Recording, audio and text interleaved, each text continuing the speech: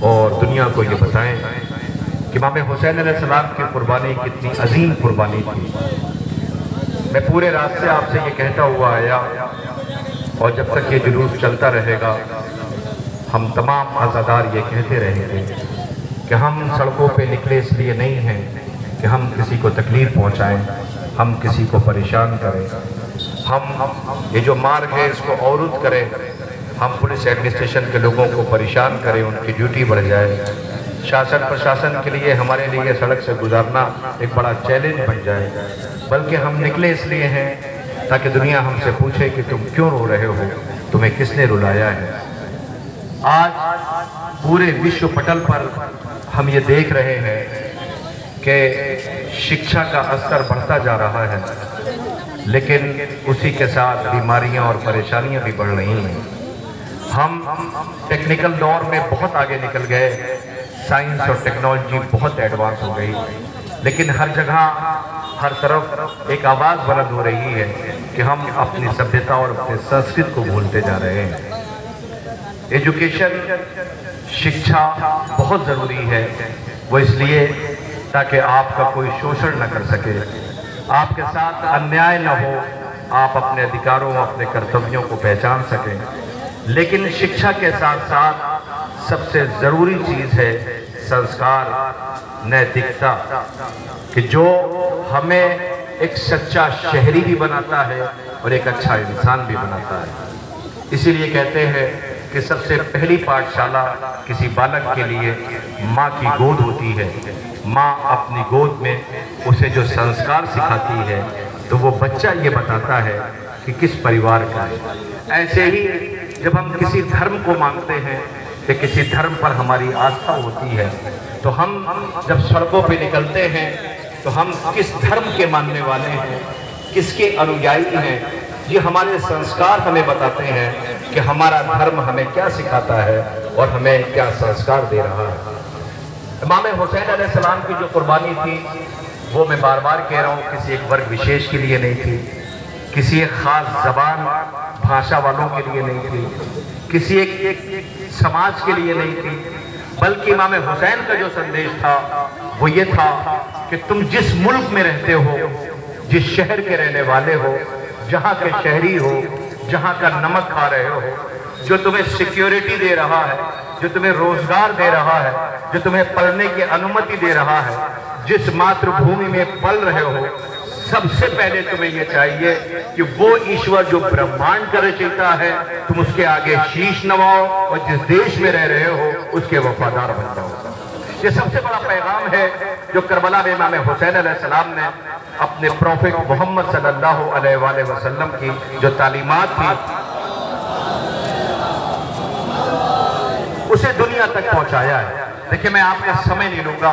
میں دیکھ رہا ہوں کہ میرے سننے والے بڑے غور سے مجھے دیکھ رہے ہیں اور یہ سوچ رہے ہوں گے کہ یہ کہنا کیا چاہ رہے ہیں۔ میں اسی چوراہے پہ وگت ورشوں میں بھی یہ کہتا رہا ہوں کہ ہم نے یہ دیکھا ہے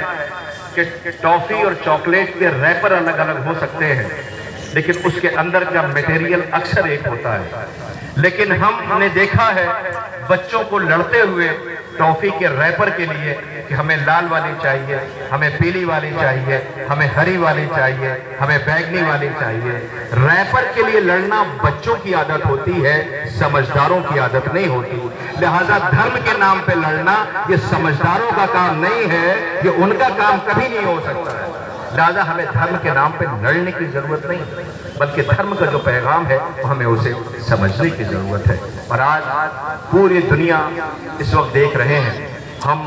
جس بھارت دیش میں ہیں ہماری ذمہ داری بڑھ جاتی ہے کہ ہم اپنے دیش کے جو قانون ہیں، ہمارے دیش کے جو سنسکار ہیں، ہم اس پہ عمل کریں۔ اب میں آپ کے سامنے ایک بات کرتا ہوں، میری نظر میں وہ سامنے بچے کھڑے ہوئے ہیں، اب دیکھیں انہوں نے وشیش ڈریس پہن رکھا ہے۔ آرگنائزر نے ان سے نہیں کہا تھا یا ہم نے ان سے نہیں کہا تھا کہ تمہیں جلوس کے ساتھ چلتے ہوئے صفائی کرنا ہے،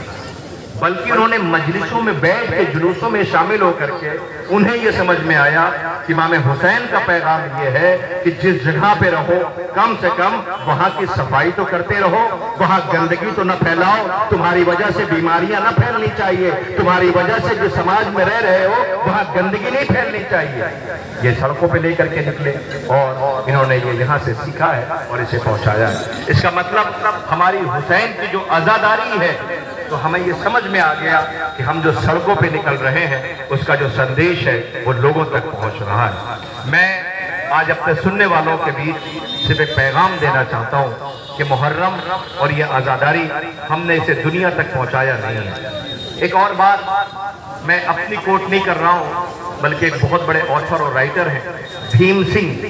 جنہوں نے ایک کوٹ کیا تھا اور ایک بات کہی تھی کہ ہمارے دیش کے اندر مسلمانوں نے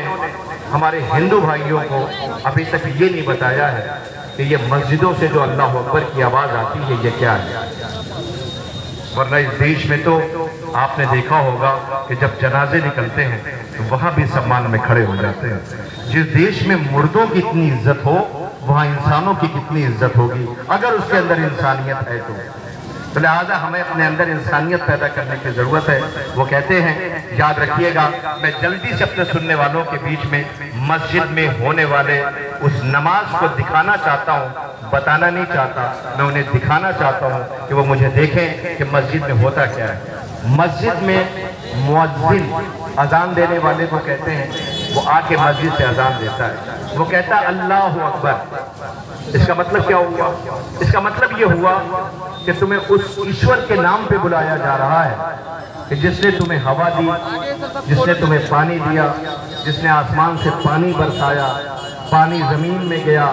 زمین نے امانت کے ساتھ اپنے سینے پہ رکھ لیا، تم نے زمین سے پانی نکالا، اسے تم نے برباد بھی کیا، تم نے اسے پیا بھی، ہے نا؟ تو تم بلایا جا رہا ہے اس مالک کے نام پر کہ جس نے دنیا کا نظام بنایا، سب سے پہلے ہوا چلائی، پھر پانی کو بھاپ بنا کے اڑایا، پھر بادلوں نے اپنے دوش پہ لیا، پھر وہ بستی بستی شہر شہر برسنے لگے۔ انہوں نے یہ نہیں دیکھا کہ یہ ہندو کا گھر ہے، یہ مسلمان کا گھر ہے، یہ عیسائی کا گھر ہے، یہ امیر کا گھر ہے، یہ غریب کا گھر ہے، اس نے کچھ نہیں دیکھا۔ آسمان کا کام برسنا تھا، اس نے پانی برسایا۔ زمین نے یہ دیکھ کے اپنے سینے پہ نہیں رکھا کہ یہ بستی میں رہنے والے مسلمان رہتے ہیں، ہندو رہتے ہیں، عیسائی رہتے ہیں، سکھ رہتے ہیں، نہیں، اس کا کام اپنے سینے پر اس امانت کو رکھ لینا تھا، اس نے پانی کو اپنے سینے پر رکھ لیا۔ انسان نے اپنے ویویک سے، اپنی بدھی سے پانی کو زمین سے نکالا، نکالنے کے بعد اس نے پانی پی کر کے اپنا جیون بچایا۔ اس کا مطلب ایشور یہ سکھا رہا ہے کہ مسجد میں اللہ کے نام پہ بلایا گیا۔ اب جیسے ہی اللہ اکبر کہنے والے اور ماننے والوں نے سنا تو وہ دوڑتے ہوئے مسجد کی طرف گئے۔ مسجد میں کیا ہوا کہ جیسے ہی پہنچے تو سامنے ایک امام کھڑا ہو گیا، یعنی ایک کمانڈر آگے آیا، اس کے پیچھے لوگ کھڑے ہو گئے۔ لوگ جب کھڑے ہوئے تو اس میں یہ نہیں دیکھا گیا کہ یہ بہت بڑا بزنس مین ہے، اسے آگے والی پنکتی میں ہونا چاہیے، یہ بہت مزدور ہے، اسے پیچھے کر دو، یہ کالا ہے، اسے نہیں آنا چاہیے، یہ اونچ ہے، یہ نیچ ہے، کچھ بھی نہیں دیکھا۔ جو بھی اس مالک کے سامنے شیش نوانا چاہتا ہے وہ مسجد میں آ کے صف میں کھڑا ہو گیا، نماز پڑھی جانے لگی۔ سب نے ہاتھوں کو اٹھایا، ایک مرتبہ ہاتھ اٹھا کے کان تک لے گیا، اس نے کہا اللہ اکبر۔ اور اس کا مطلب سمجھے مسجد میں کیا ہو رہا ہے؟ اس نے آ کر کے مالک کے سامنے، ایشور کے سامنے، بھگوان کے سامنے، گاڈ کے سامنے اس نے آپ کو سمرپن کر دیا کہ شکتیشالی تو ہے، ودھاتا تو ہے، خالق تو ہے، مالک تو ہے، پالنہار تو ہے، اس کائنات کا رچیتا تو ہے، دریا تیری وجہ سے، سورج تیری وجہ سے، ہوائیں تیری وجہ سے، جو کچھ ہے سب چھوڑو، ہم تیری وجہ سے ہیں۔ تو جب ہم تیری وجہ سے ہیں تو ہمیں یہ چاہیے کہ تو نے جو سکھایا ہے ہمیں وہ کرنا چاہیے۔ تو نے ہی تو بتایا ہے کسی کے ساتھ انیائے مت کرنا، ناپ تول میں کمی مت کرنا، چیزوں میں زہر مت ملانا، کسی کے ساتھ انیائے مت کرنا، کسی کے ساتھ دھوکہ مت کرنا، کسی ماں کو رلانا نہیں، کسی بچے کا خون بہانا نہیں، کسی کے ساتھ انیائے نہ ہونے پائے۔ یہ مسجد میں بلایا جا رہا ہے کس کے نام پہ؟ ایشور کے نام پہ۔ اس نے ہاتھ سرنڈر کر دیا، مالک ہم نے ان ہاتھوں سے کسی پہ ظلم نہیں پہنچایا، پیروں سے کسی کے ساتھ آگے ظلم کے لیے نہیں بڑھے، تو جو مسجد کے اندر یہ پریئر کرایا جا رہا ہو تو یہ کیسے ممکن ہے کہ وہاں سجدہ کرنے والا آتنکوادی ہو سکتا ہے؟ کیسے ممکن ہے کہ وہ آتنکوادی ہو سکتا ہے؟ نہیں عزیزوں، ہم کہیں نہ کہیں دھوکے میں ہیں۔ کچھ لوگ دھرم کے نام پر پہناوا ایسا پہن لیتے ہیں کہ جس سے لوگوں کو کنفیوز کیا جا سکے، اور ایک سازش ہے بدنام کرنے کی۔ لہذا ہم سب کی ذمہ داری ہوتی ہے کہ اسے پکڑ کر سب سے پہلے بے نقاب کیا جائے، اسے سب سے پہلے بے نقاب کیا جائے، اور اسے ایسی سخت سزا دی جائے، ایسی سخت سزا دی جائے کہ پھر کوئی ظالم سر نہ اٹھا سکے، کوئی آتنکوادی پیدا